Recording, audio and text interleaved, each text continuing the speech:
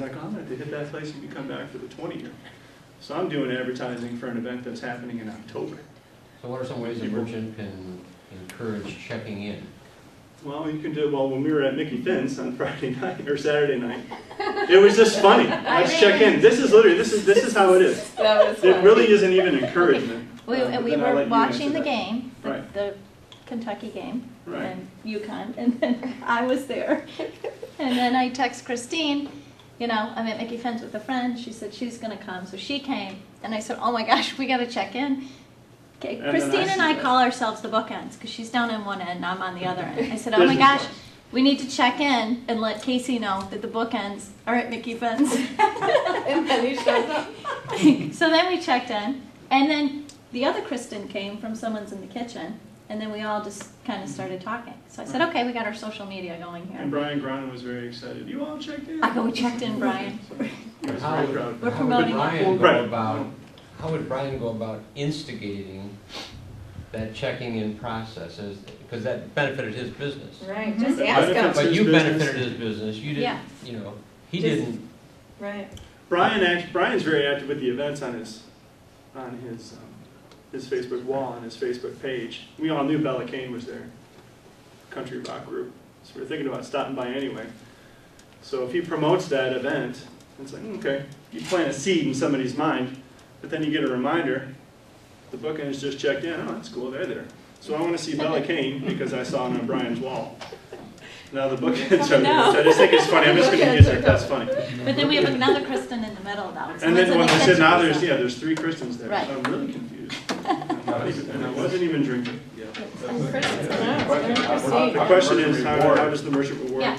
Well, I mean, I think it's a simple, and to put it in terms that everybody can really relate to, is how do people find your phone number? How do they find your email address? It's the same exact way that you can encourage people to check in.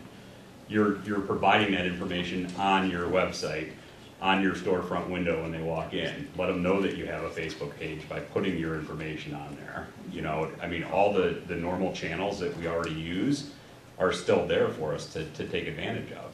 And you just need to, I mean, if you put your phone number on places, if you put your website on places, if you put your email on places, put your Facebook URL out on places. It really becomes more of a reminder. So how, No, Foursquare actually has a reward system built into it. Well, Foursquare, You claim a badge, if right? you claim your business, which is free to do, they don't charge you for it, you can claim your business, you can make sure all your information is correct on there, and then you can also offer specials. And what specials do is when I check into the library here on Foursquare, it would bring up, there's a special here. And I don't know what the library is necessarily going to give me, maybe a Is that all extra. free? It's all free. So you can set up a special, and it doesn't have to be anything that costs you money. I mean, it could be signing up for your email newsletter each month, or a free appetizer with an entree and a drink. But what that does is it encourages people to know when they're in the area that there's these specials available, and then they're going to want to check and see what your location has and might want to visit it just because they want to take advantage of that special. And normally what that does is it not only encourages them to check in, but over 20% of the people that check in on Foursquare actually share that with their Twitter and or Facebook friends as well. So you're not only getting the exposure on Foursquare, you're also getting it on the other social networks. Tim, I think you may have just answered it, but if I understood correctly, the question I have is, if you're not on Foursquare, I'm not on Foursquare, but Kristen is. You don't Yeah, I'm on some square. One square short. Let's say Kristen is, or you are, and you happen to go to Kristen and say, hey, I'm in How Impressive, and she has some special because she's on Foursquare, but I'm not. So one of you has to put it on Facebook for me to see that, since I'm not on Foursquare And not on Twitter? and not on Twitter? Yeah, with me, yes. Okay. Okay. So it has to be viral to get to me. But you don't have to be on Foursquare, Right. and somebody can check into your location, and it still provides you with indexing on Google. So if somebody searches and somebody checks in enough times at your place, you're going to show up, those Foursquare check-ins are going to show up for your location on Google. search results. Wow. And it's showing, Tim, that you've checked in at 1,304 places. Yes. Seems a really busy man. What are you looking at? Yes, I'm Karl. on Foursquare. So I just Foursquare typed is in. what? I've never heard of it Foursquare before today. is a location-based marketing service, so it's somewhere where you can go and you sign up and you claim, like Tim said, you claim your place of business on there And it's free? as a location. Yes. It's free. And as a business, you get actually free analytics that go along with it, so you can see how many people checked in, what days they checked in, Where they're coming from. It what gives you all tips the they've data. left for your business, what, you know. What demographics uses Foursquare? Demographics right now, I mean, a lot of, it's very trendy in small businesses, it's getting trendy in not-for-profit organizations for volunteer and event-based not-for-profits.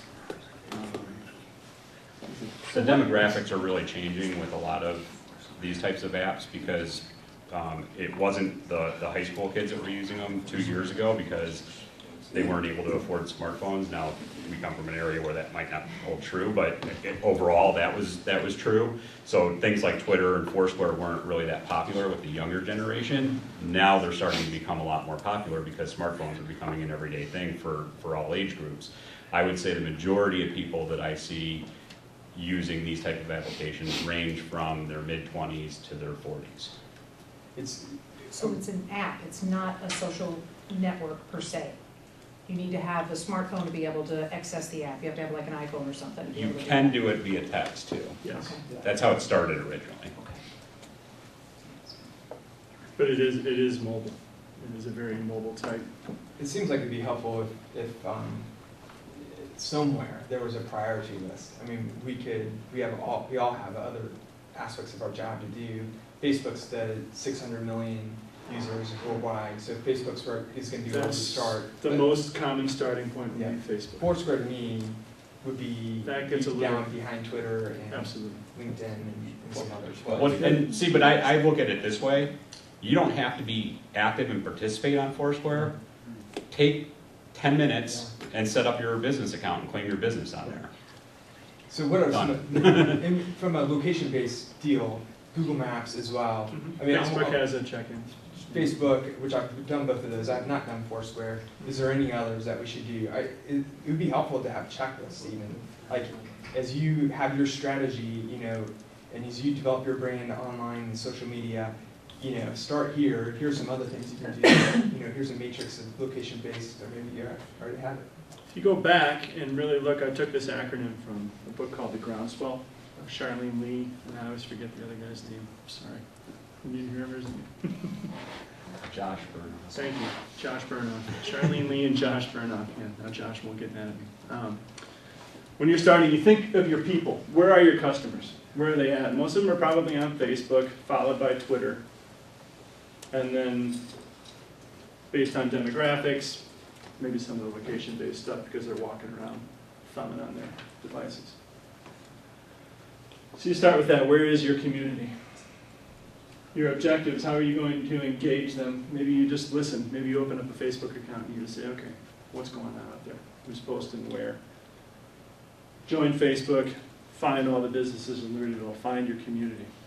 See what's going on, follow their content streams. Oh, Italian Square, double egg order. Oh, that's cool.